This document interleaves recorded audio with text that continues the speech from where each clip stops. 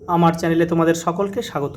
আজ আমরা ক্লাস 3 রায়োমার্টিন প্রশ্নবিচিত্রা থেকে অঙ্কের দ্বিতীয় পর্যায়ক্রমিক মূল্যায়নের 16 নম্বর স্কুল সলভ করব।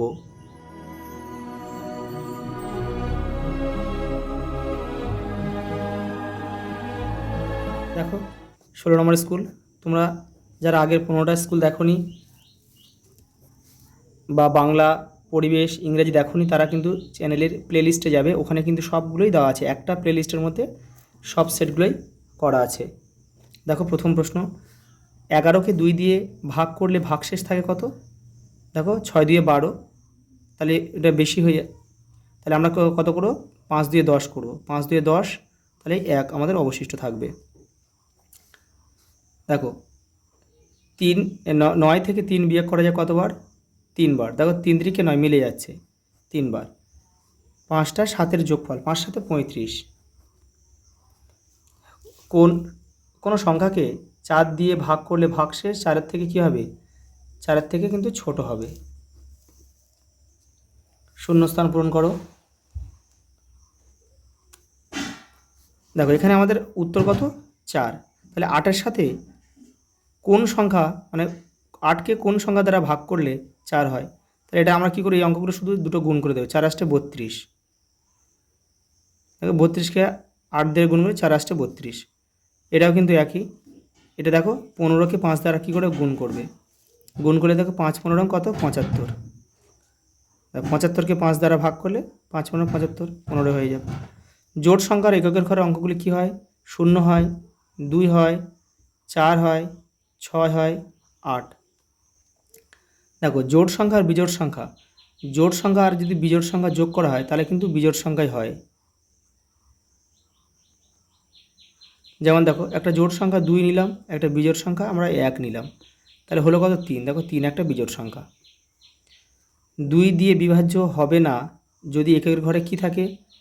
যদি এককের ঘরে 1 থাকে, 3 থাকে, 5 থাকে, 7 থাকে, 9 থাকে, তাহলে কিন্তু 2 দ্বারা বিভাজ্য হবে না সংখ্যাগুলো।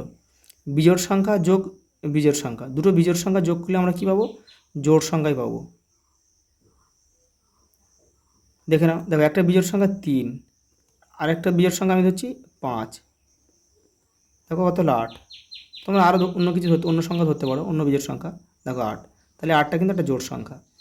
দেখো বিজোড় সংখ্যার সঙ্গে কত যোগ করলে জোড় সংখ্যা পাওয়া যায়? বিজোড় সংখ্যার সঙ্গে সর্বদা 1 যোগ করলে কিন্তু জোড় সংখ্যা পাওয়া যায়। কোনো সংখ্যাকে 3 দিয়ে বিভাজ্য হতে হলে সংখ্যার অঙ্কগুলির সমষ্টি 3 দ্বারা বিভাজ্য হয়, তাহলে সংখ্যার অঙ্কটা আর কি, সংখ্যাটা পুরোটা সংখ্যাটা 3 দ্বারা বিভাজ্য হবে। দেখো সীমাকে তার মা 50 টাকা দিলেন। সে মেলায় গিয়ে 10 টাকা দামের 10 টাকার বাদাম ভাজা, 12 টাকা 50 পয়সার ফুচকাই এবং 15 টাকা 50 পয়সার একটি পুতুল কিনেছে।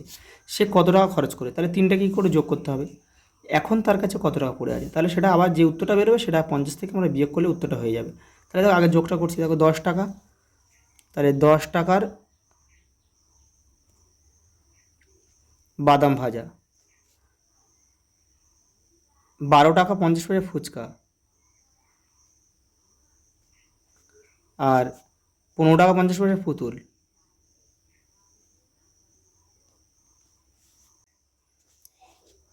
তিনটাকে কী করবো? প্রথমে যোগ করব।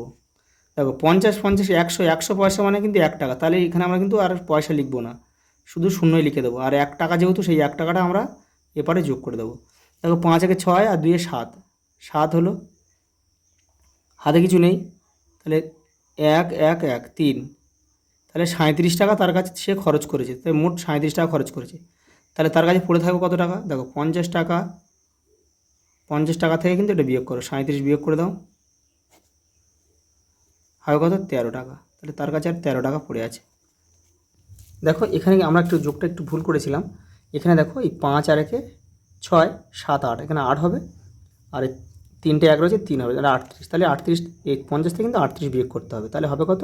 12। তাহলে 12 টাকা তার কাছে এখন পড়ে রয়েছে, আর 38 টাকা কিন্তু সে খরচ করেছে। পরেটা দেখো,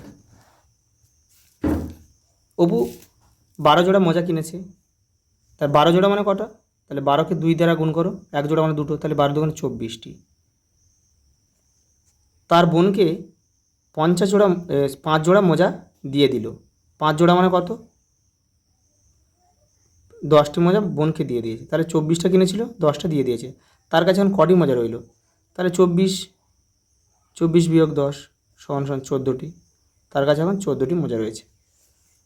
দেখো 8টি ঝুড়ির প্রত্যেকটি ঝুড়িতে 56টি করে আম আছে, তাহলে মোট কতগুলি আম আছে? তাহলে কী করবে, এটা কি সিম্পল গুণ করে দেবে। এটা তোমরা খাতায় বসে করবে সব।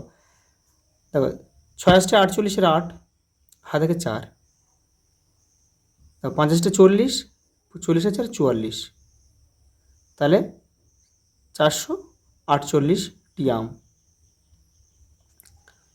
দেখো 710টি মাছ 7টি বাক্সে সমানভাগে ভাগ রাখা হলো। প্রতিটি বাক্সে কটি করে মাছ রাখা হলো, কতগুলি মাছ বাইরে থাকবে? তাহলে দেখো ভাগটা এটা মিলবে না কিন্তু। এটা দেখো 7 1 7, 1 নামলো, একটা যায় না, সেই জন্য আরেকটা সংখ্যা নামাতে হবে, তার জন্য একটা শূন্য খাওয়াতে হবে। তাহলে হলো কত? 10। 3 7 1 7, তাহলে নামবে 3। তাহলে প্রতিটি বাক্সে কটি করে মাছ যাবে? প্রতিটি বাক্সে কিন্তু 101টি করে মাছ যাবে, আর 3টি মাছ কিন্তু পড়ে থাকবে। ওটা দেখো লাস্ট অঙ্ক রয়েছে। আর আমাদের বাড়ির পুকুর থেকে 312টি মাছ উঠেছে।